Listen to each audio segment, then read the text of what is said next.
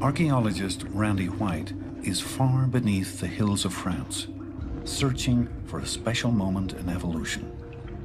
An era cloaked in mystery, when, with hardly a change in appearance, humans began behaving in ways they had never behaved before.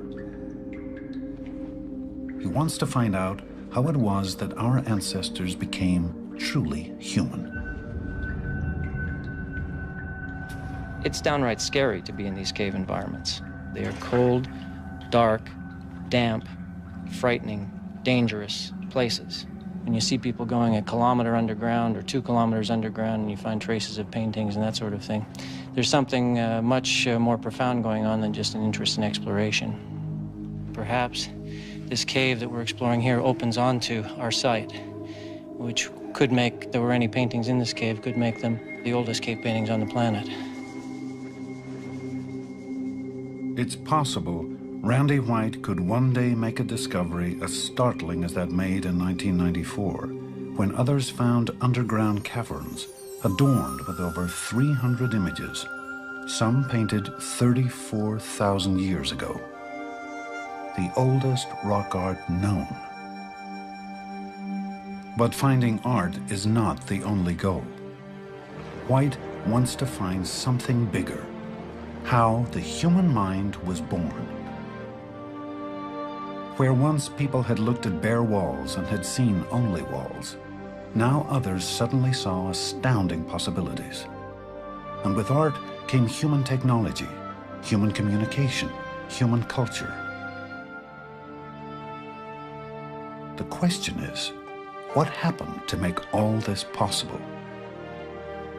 How could it be that a species opened its mind and burst into a new realm? How was it that human ancestors evolved a whole new way of seeing themselves? And in time, transformed the planet.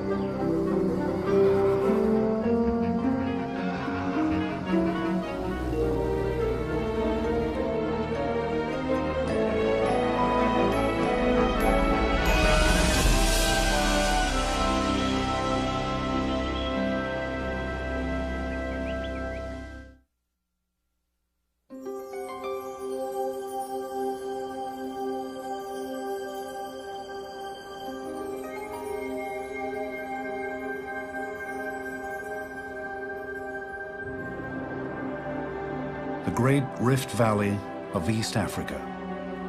Here is where the human story began. For millions of years, Africa was the landscape of human evolution.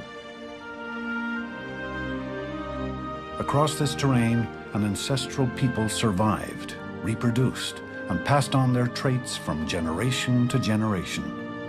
Without Africa, humanity as we know it might never have evolved.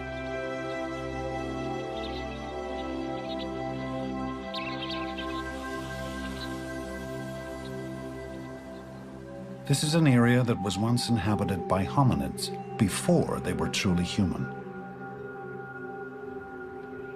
Now it's a site scientists visit to understand how people lived and what they thought about over 1 million years ago. Soon after the rains each year, Rick Potts leads a team that scours these badlands, finding stone tools and fossils. Potts believes this place was once a tool-making factory.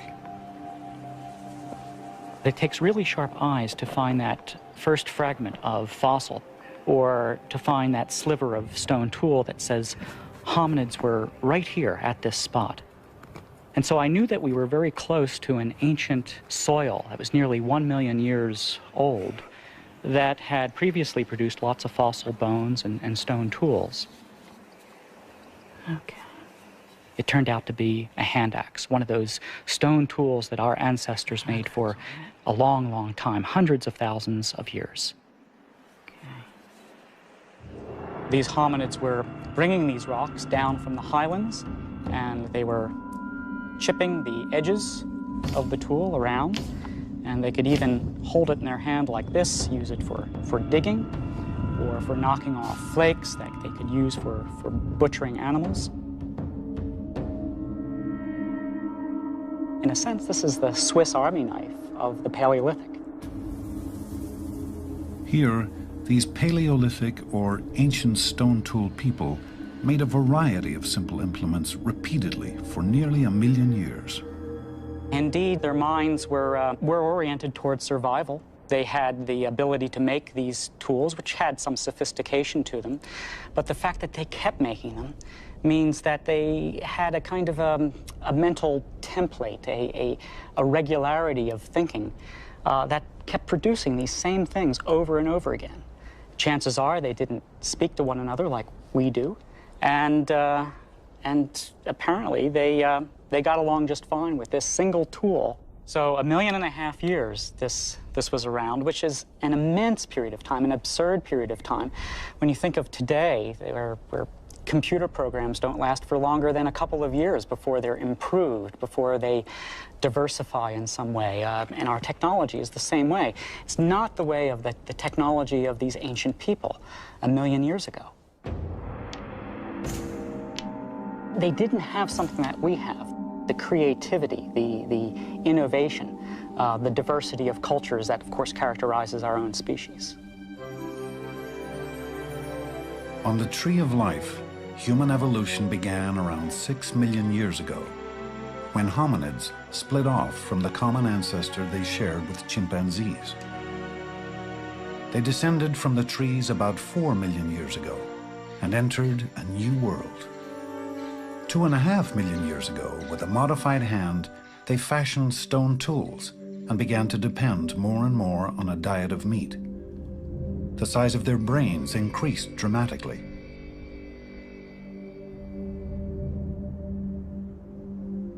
And about 2 million years ago, some began leaving Africa.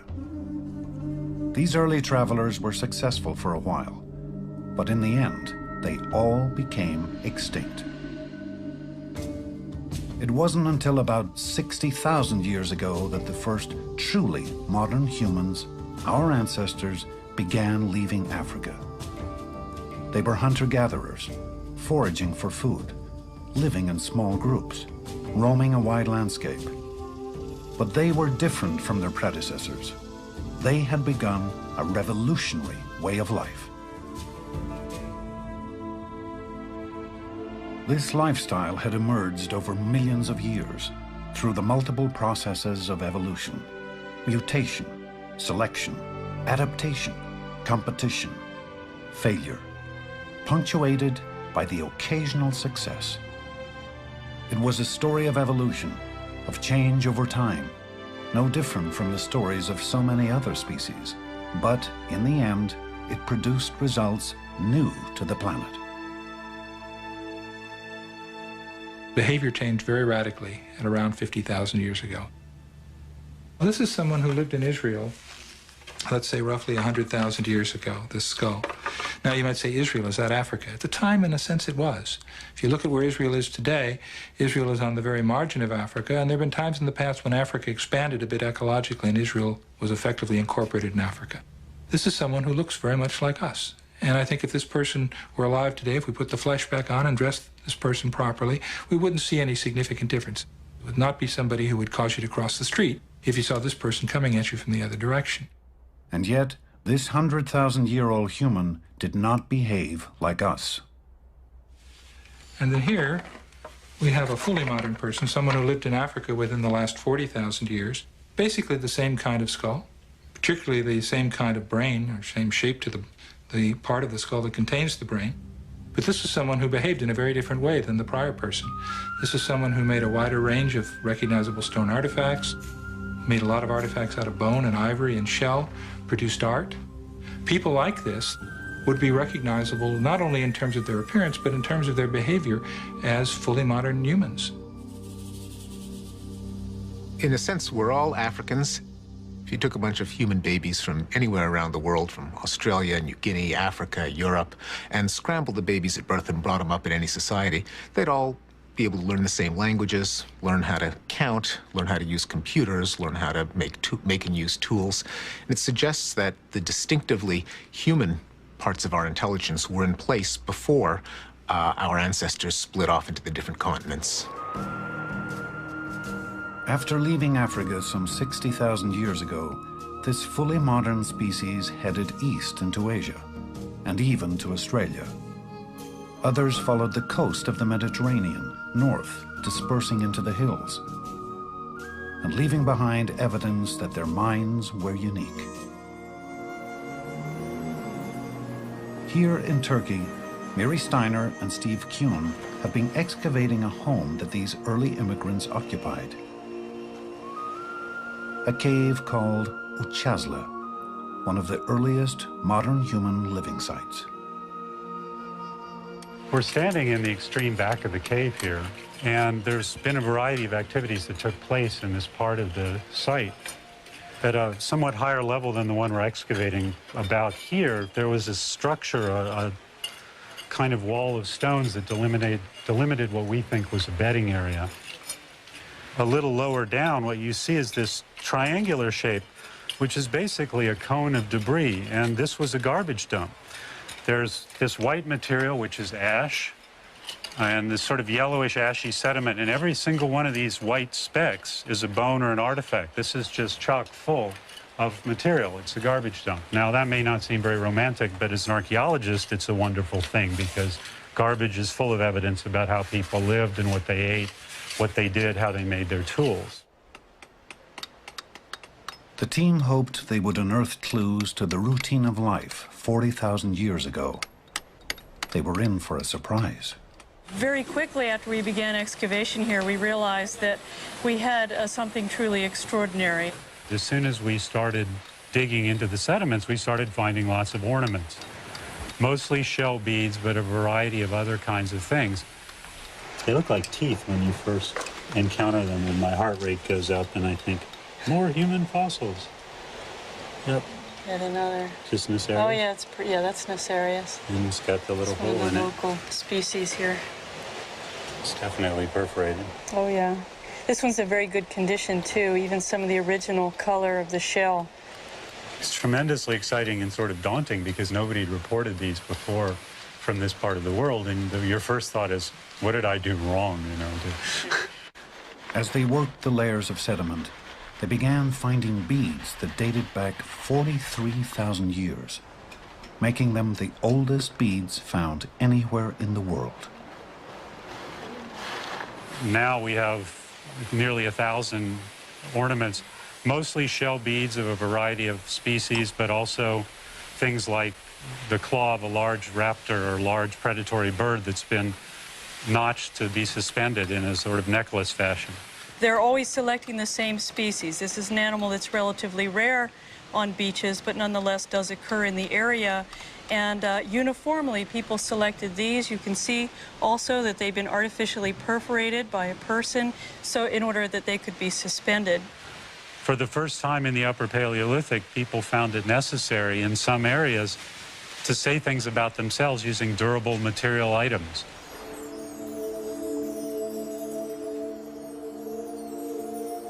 Durable items like beads are of no use for hunting, gathering, or protection. They suggest that those who lived here had more on their minds than simple survival. So why were these beads so important? And what can they tell us about the early days of modern humans?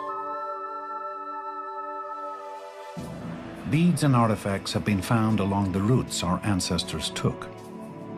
43,000 years ago, humans had spread north to Eastern Europe. Then they moved into the Russian plain and Central Europe. By the time they settled in Western Europe, 38,000 years ago, they were not just making beads, they were mass-producing them. In southern France, Randy White has been scrutinizing these ancient beads. With powerful magnification, he can tell just how they were made, and he can reproduce prehistoric bead-making techniques. If I were to give you a piece of soapstone or a piece of mammoth ivory, and I were to ask you to put a hole in it, I know exactly how you'd do it. You'd drill a hole in it, you'd turn it, you'd rotate it to make a hole. But you know what? That's part of our culture, believe it or not. That's the way we've learned how to do things. Early modern human people had a completely different technique for making holes. They did it as I'm doing. They actually dug a hole into a piece of material at a very early stage of production, and it leaves some pretty ugly traces. But because the process is one by which you grind and you polish afterwards, they were able to remove all of those ugly traces and to leave behind the tiniest of little openings. I've got a hole. A very, very, very tiny little hole that I've opened up using a very, very large point. It's actually a very emotional experience to be sitting here having finished a bead using exactly the same techniques that people did 35,000 years ago, with exactly the same raw materials that people used 35,000 years ago, in exactly the same form, in exactly the same place. We have from this rock shelter more than 1,000 beads like this. We know that someone who was mentally, emotionally, very much like ourselves, sat somewhere in this vicinity 35,000 years ago and made exactly what I've just made for you.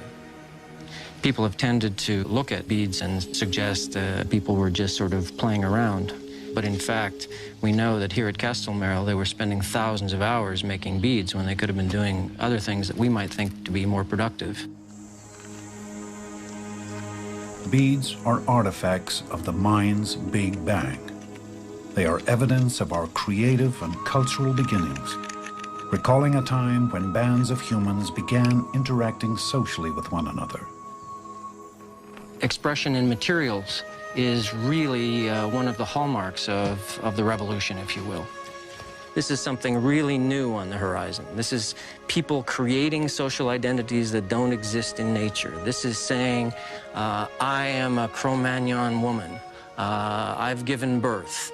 I have a particular history. I have a particular status within my group. And anyone who's a member of that group will be able to see that at a glance by the fact that she's wearing certain kinds of animal teeth, certain kinds of beads. Her clothing is decorated in certain ways. It's a mode of visual expression, but it's expressing social relationships. And I think that's something clearly that's very new in human evolution. Humans using technology in the service of social identity. This was momentous.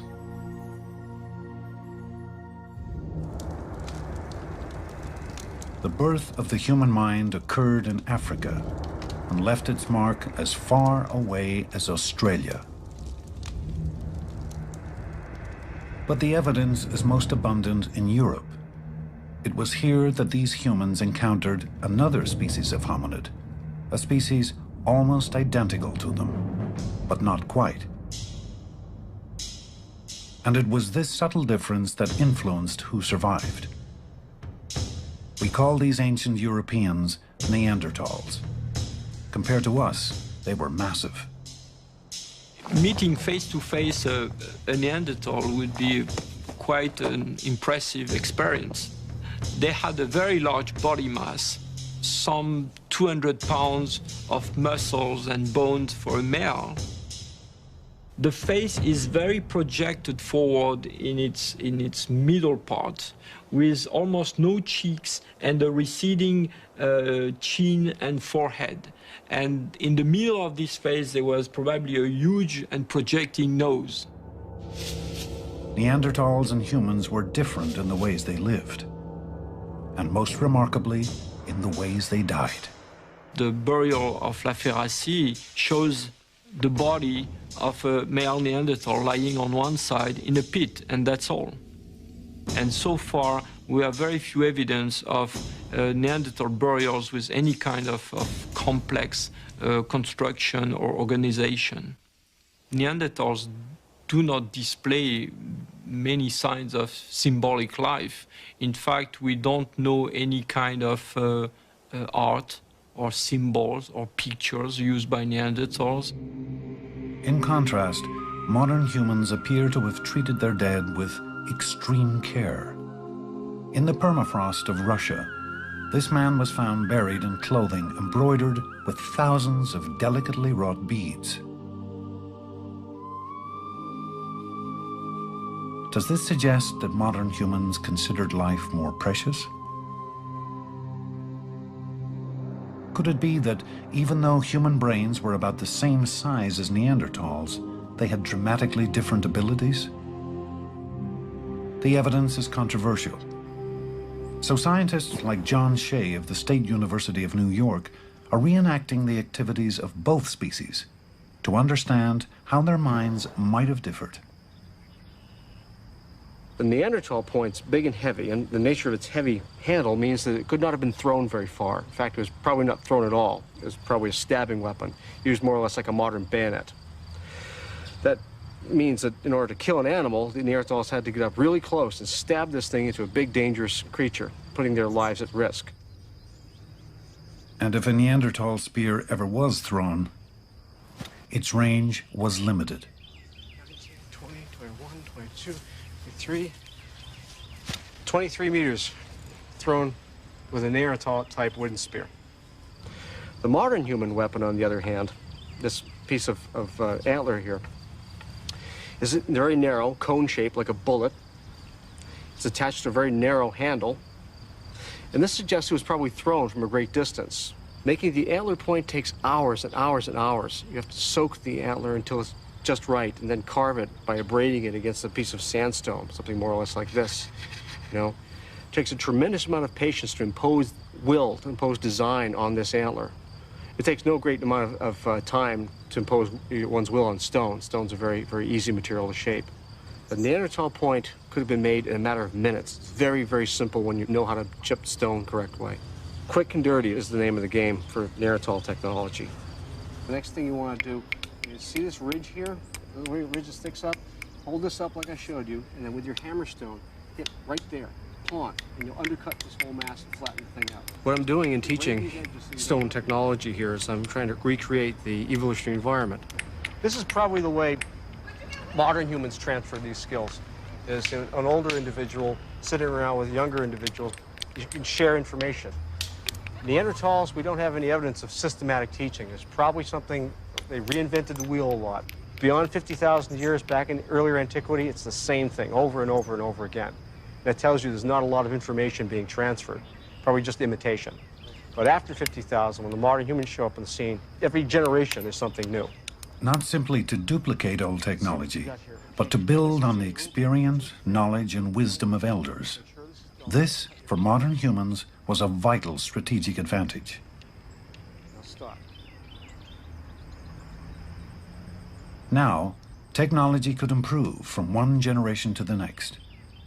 With this new invention, the spear thrower, a weapon could be launched even greater distances, reducing the hunter's risk. Neanderthals, 24 meters.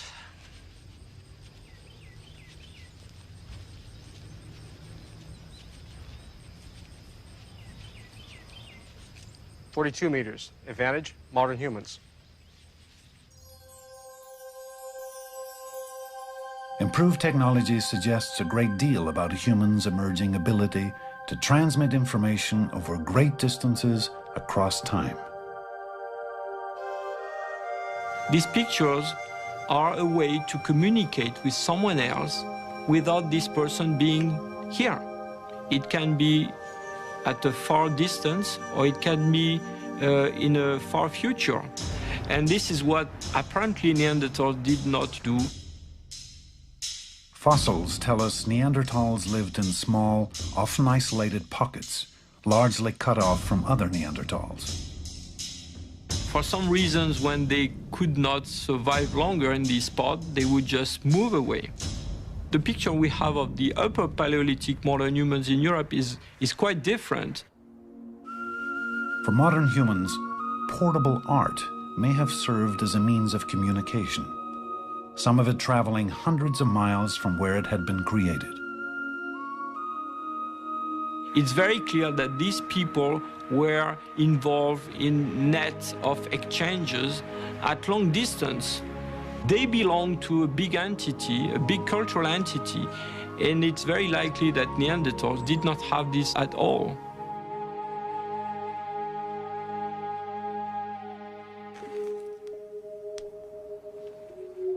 Perhaps the most compelling evidence of early culture is concealed deep beneath the earth. While we may not know exactly why humans painted in these caves, we now can guess how they painted. Archaeologist Michel Lamblanchet has studied the techniques of cave art. He thinks some of the images were rendered by a process he calls spit painting. Spit painting must have had very important symbolic significance. Through experimentation, he has been able to reproduce the technique of early artists. By mixing pigment with saliva, he believes they achieved a bonding compound that lasted long after the creators were gone. It's not at all like painting on canvas. It's quite different.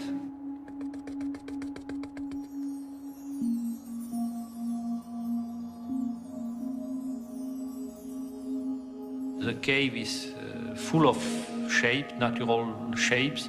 The cave is extremely, it's exceptional, it's beautiful. And what might renderings of wild goats and sheep painted in these eerie caverns tell us of the mind's Big Bang?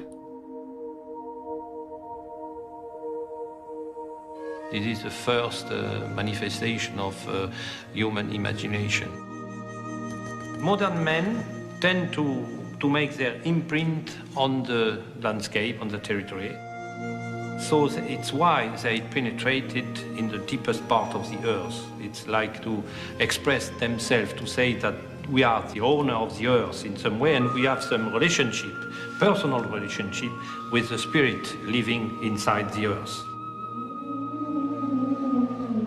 In other corners of these caves, Lamblanchet has found artifacts made of bone and a pattern of wear on the rock that led him to speculate these cave explorers also made music.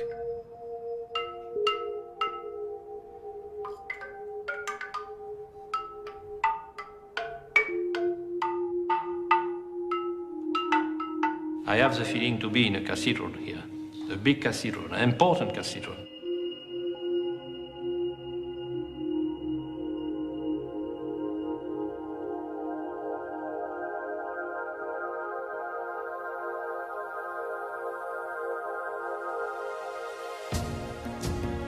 So, below and above ground, our ancestors were refining technology and art and communicating in complex ways.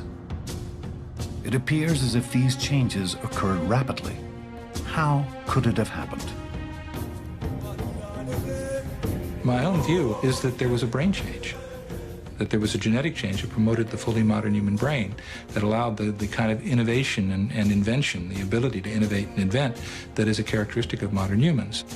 If you accept the idea that there was a neurological change 50,000 years ago and that this was rooted in biology, it would just become the latest, the most recent in a long series of mutations on which natural selection operated to produce the human species as we understand it today.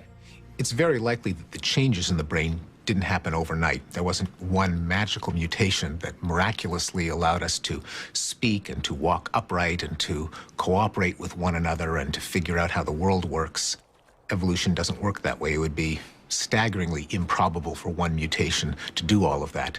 Chances are there were lots and lots of mutations over a span of tens, maybe even hundreds of thousands of years that fine-tuned and sculpted the brain to give it all the magnificent powers that it has today.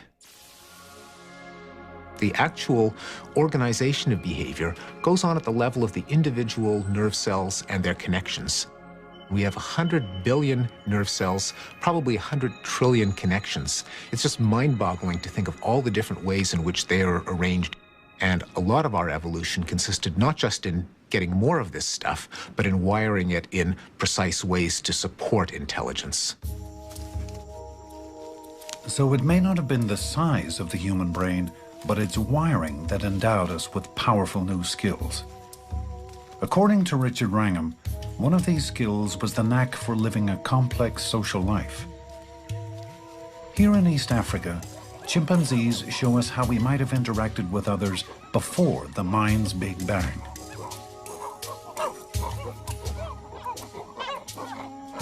Social climbing is the one thing that really makes a male's world. But they do it not in just a one-to-one way. They're very sensitive to the interactions among each other. So if I have a friend that I am trying to impress, then maybe what I will do is to attack the enemy of my friend. And the enemy of my friend might be doing something like grooming with one of his friends. So I may detect the relationships among other chimps and manipulate them to my own advantage. What we share with the chimps is an ability to be very subtle in the way in which we can understand the meaning of an interaction that we see in terms of its threat to our own social standing.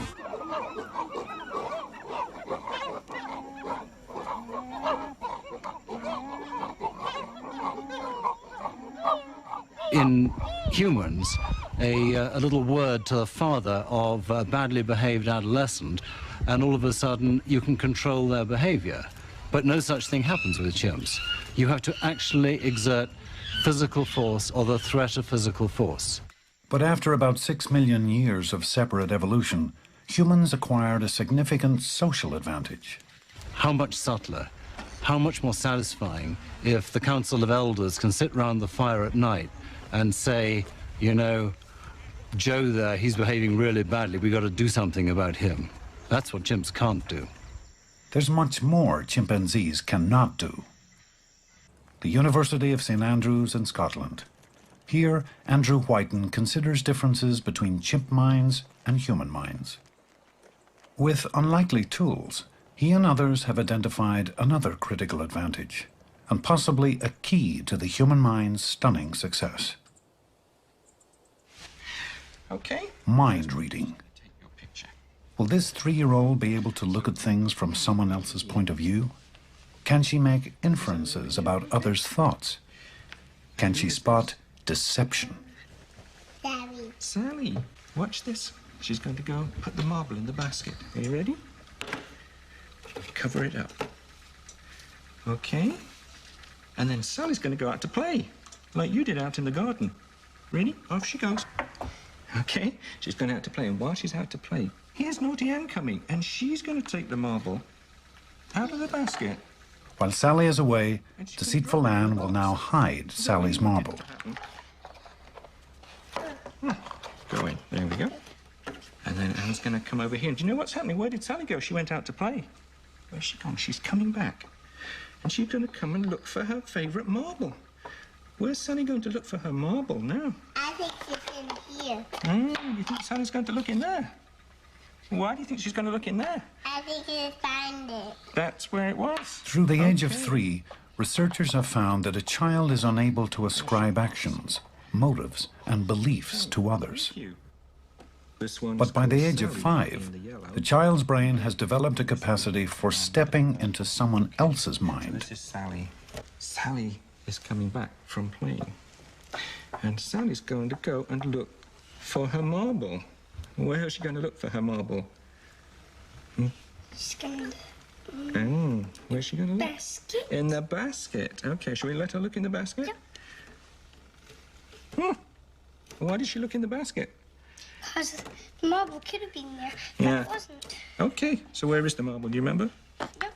Yeah, okay. Well, do you want to help? It varies in different children, but generally the 4-year stage is thought of as a kind of watershed when that particular refined theory of mind ability emerges. So a 3-year-old would typically have difficulty with it.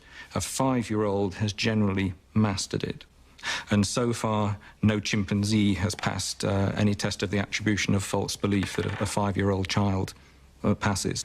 I suppose, theory of mind, makes us as sublime as we are because we can feel for others so much, perhaps, you might say, on the one hand. At the same time, it allows us to be that much more sneaky than any other species on the planet. In societies of humans, being socially competent really counts. Being socially competent allows you ultimately to outcompete others, to gain better access to resources, the best mates. And in those kind of societies, it seems that brain can be more important than brawn. So it's potentially a very powerful evolutionary force because it's driving a kind of upward spiral. Social complexity begets greater social intelligence. Social intelligence presents even greater problems to the individuals in the next generation, and they have to become more socially complex. Complex social relationships, a theory of mind. These are abilities we associate with modern humans. But how could we express any of these abilities without language? With language, we can recall the past, ponder the future, teach children, tell secrets, manipulate crowds. But imagine a world without language.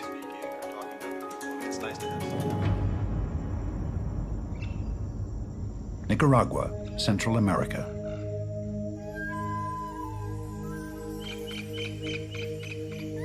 Managua. Here, as in other places of the world, there are those who hardly have any language at all. Maria no Name, Mary no name. Deaf since birth, she has been isolated all her life, both from the people who could help her and from others with her disability. Her friend, linguist Judy Cagle, understands the depth of her isolation. The two can communicate just a little, using simple and primitive gestures. The first time I met her, she was missing the ability to tell me who she was. She was missing the ability to tell me how old she was. She doesn't know her name. In order to tell me who she was, she had to take me home and show me the papers and pictures of her family. We had to share a context. She can tell me things. I can show you a bit. She can tell me what happened to her father.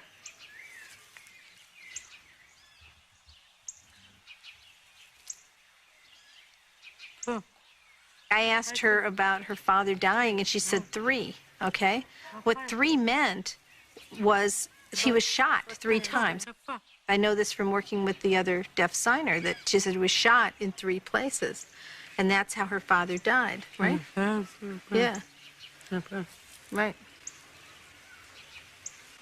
And, you know, but 3 is just not enough to give me access to the information that I would have needed had I not had prior knowledge about that. Papa. Papa.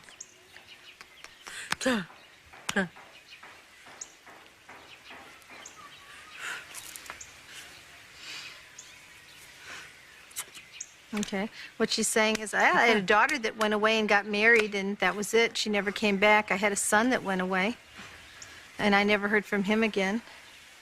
You know, that's it. I'm alone. That's my life. She was language ready. The problem was she didn't get access to language within that critical period, and that critical window for learning language in the way that we learned it is closed. This window for language remains open until we reach age 7. Then it slowly closes as we advance towards puberty.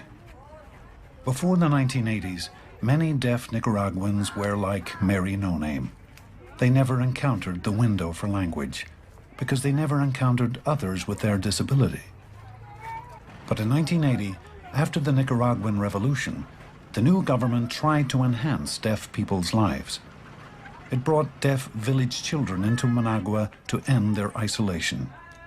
Here, educators tried to teach them an existing sign language. The effort failed. The children showed little interest in learning a language forced upon them. Instead, they began communicating with each other in their own way.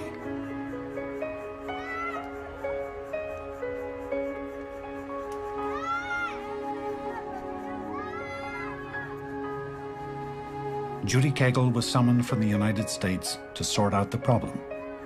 I came down thinking wherever there were deaf people, there was a sign language, and that obviously there would be a full-blown sign language in full swing here in Nicaragua. And I said, well, you know, I can learn a bit of their sign language if that's what you want, and work with you on learning it. They said, no, they don't have a sign language. They have mimicas. They have mime gestures. And they pointed to a group of kids and said, we want to know what they're talking about. It turned out they were talking about a lot more than anyone dreamed possible. Cagle had arrived in Nicaragua shortly after the birth of a new language. Language needs company. Language needs a community. Language needs some sort of a trigger. And I think that trigger is, it's not so much that it needs a community in the sense that there have to be lots of people, but part of being a community is wanting to share information with each other. Might this moment resemble what happened around 50,000 years ago? The turning point that led to the explosion of human creativity?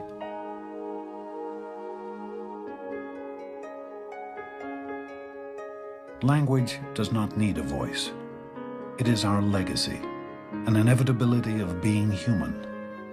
Today, we still don't know exactly when language evolved, when it opened the door to our phenomenal success as a species.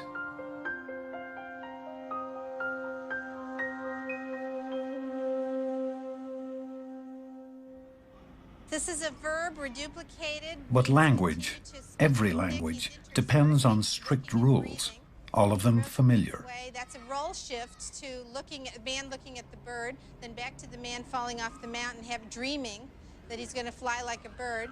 While many species can communicate, even vocalize, only human languages are driven by complex rules. Every one of our world's 6,300 languages has them. We call them syntax. In her isolation, Mary No Name never encountered syntax, but it is commonplace in the children's language. Syntax isn't the set of rules that you learned in your third grade grammar that you had to memorize so you spoke English the way you're supposed to. Syntax is, or language, the constraints on language are something that all human beings share. They're the constraints that are imparted to us by the fact that we share a single human brain. They are not just the constraints, but the ability to hierarchically organize information that allows us to construct sentences, novel sentences that have never been said before, that allows us to tell a story, that allows us to prophecy, that allows us to lie.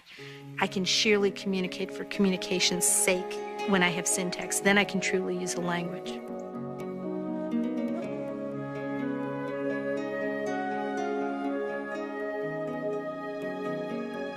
And those most gifted with the tools of language might have been the ones to prosper, according to Richard Dawkins. We don't know when language started, but as soon as language did start, it provided an environment in which those individuals who were genetically best equipped to thrive and survive and succeed in an environment dominated by language were the ones who left the most offspring. And that probably, in our forefathers, that probably led to an improvement in the ability to use language.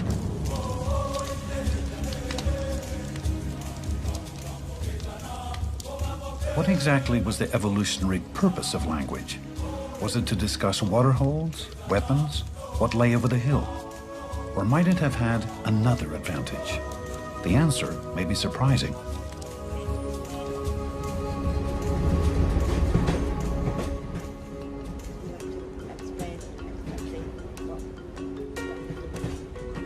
The kind of situations we were looking for to study language was just the sort of natural places where you would have a conversation, and a very informal, relaxed conversation with a friend. So we kind of looked in places like bars, trains, anywhere where you would kind of have a sort of a natural everyday conversation. Robin Dunbar is an eavesdropper. He listens in to other people's conversations to determine what we really talk about. I think the conventional view of all those who work on language, linguists and all these kind of people, is that language is about the transmission of technically complex information. This is what I kind of call the Einstein and Shakespeare version of language. And the answer is, oh no, it isn't. If you actually go and listen to what people talk about on a day-to-day basis, back there in their homes or on the street or over the garden fence, then it's about social relationships. The most surprising thing was actually how much time people did spend in social gossip, if you like. I mean, we really hadn't expected it to be so great. Social exchange of information should be important in people's lives. We really hadn't expected it to be perhaps more than about a third of total conversation time. And here we were at two-thirds. Two-thirds of all conversation, Robin Dunbar believes, is dedicated to gossip. Throughout human evolution, could nature have selected not just for the fittest, but for those with the most acute social skills? What language does, the bottom line, if you like, is it just allows us to hold big groups together. It's like a kind of opening a window of opportunity. Suddenly there's all sorts of other things you can do with it. Because you can use it to solicit information about third parties, so you can now see what happened when you weren't actually present at the time. And the problem all monkeys and apes have is if they don't see it, they don't know about it. They never will.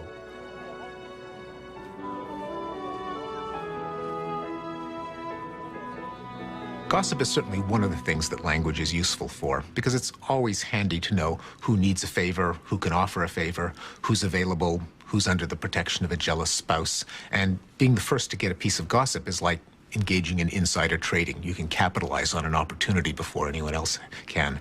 But language is useful for other things, for exchanging technical know-how. How do you get poison out of the gland of a toad? What's the best way to make a spear? Where are the berries? What's the best time of year to hunt? It's also good for one-on-one negotiations. If you give me some of your meat, I'll give you some of my fruit. There are all kinds of ways that language can be useful. Gossip, I think, is just one of them. Language, the force that created modern human culture, and that today tells us who we are, how we belong, and where we're bound. Language, according to Richard Dawkins, is also central to a new and powerful evolutionary force. As far as a human lifetime is concerned, the only kind of evolutionary change we're likely to see very much of is not genetic evolution at all, it's cultural evolution. And if we put a Darwinian spin on that, then we're going to be talking about the differential survival of memes as opposed to genes. Memes are ideas, habits, skills, gestures, stories, songs, anything which we pass from person to person by imitation. We copy them. Now, just as genes are copied inside all the cells of our body and passed on in reproduction, memes are copied by our brains and our behavior, and they're passed from person to person. And I think what happens is, just as the competition between genes shapes all of biological evolution, so it's the competition between memes that shapes our minds and our cultures. So it's absolutely central to understanding human nature that we take account of memes. Sue Blackmore believes memes have been the forces driving human evolution, especially since the mind's Big Bang some 50,000 years ago. She sees ideas, prejudices, trends, and breakthroughs behaving much like genes, self-replicating and accumulating from mind to mind, society to society, generation to generation. Memes are the building blocks of a new kind of evolution. If units of culture replicate themselves in something like the same way as DNA molecules replicate themselves, then we have the possibility of a completely new kind of Darwinism. Changes in the human lifestyle for the last 50,000 years have had very little to do with any biological change in our brains.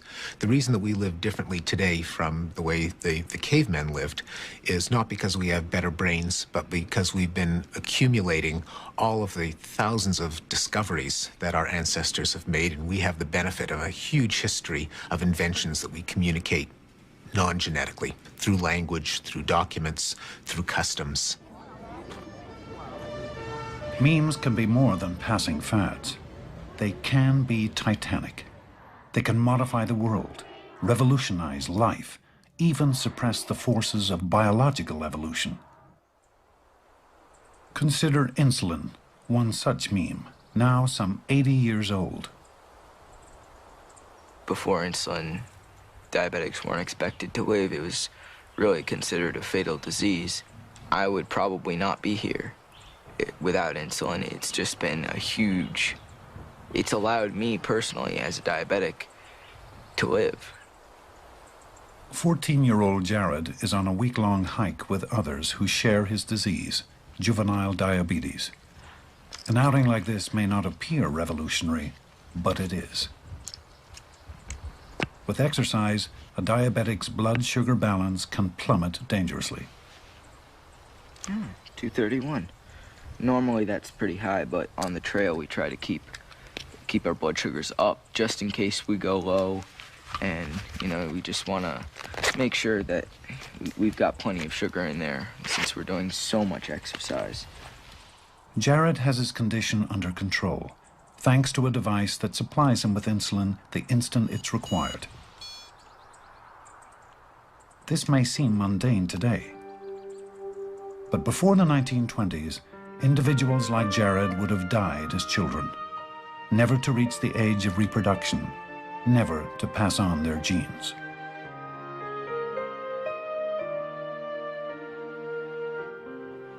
Now, young diabetics are no longer condemned to death.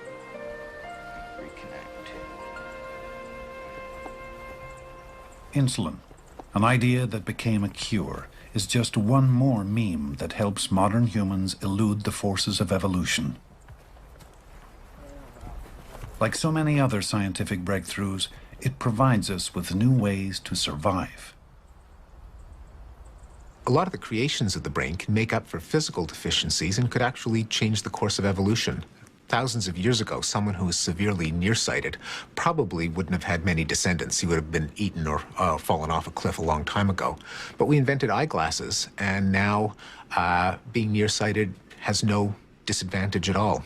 There's some people who might say, well, isn't this interfering with evolution? Wouldn't we be better off letting the diabetics and the nearsighted die an early death to improve the physical vigor of the species? That really goes against the way human evolution works, which is that for tens of thousands of years, we've depend for our survival on our own inventions, on our own creation, and this is simply extending that process. Our revolt against biological evolution has taken many forms. Call it culture, call it memes, call it mimetic evolution, whatever. It makes every one of us this planet's best survivor. So far. Nowadays, I would say that mimetic evolution is going faster and faster, and it is almost entirely taken over from biological evolution. Not entirely, in the sense that the two are going along hand in hand. For example, birth control, the memes of the pill and condoms and all these things have effects on the genes. In fact, they change quite dramatically across the planet which genes are getting passed on and which aren't. The more educated you are, the less children you have. That is memes fighting against genes. What's also going on now at the beginning of the 21st century is that the memes have suddenly made themselves a new home. The internet. We thought we created the internet for our own benefit. In fact, if you look in any office and you see people sitting there, you know, slaves of the memes, oh, hello, yes, fax coming in, yes, yes, oh, email, it's going so fast. I would say what's happened here is the inevitable consequences of the mimetic evolutionary process. The memes are getting better and faster and more and creating as they go better copying apparatus for their own copying. I don't know where that leaves us in the future.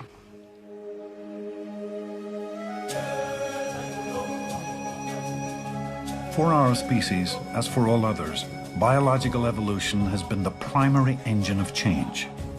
But since the birth of culture some 50,000 years ago, forces far more powerful have overtaken human evolution. The mind's Big Bang was the birth of a new kind of change, not of the body, but of ideas. For the future of humankind, evolution may be no more than what we make of it.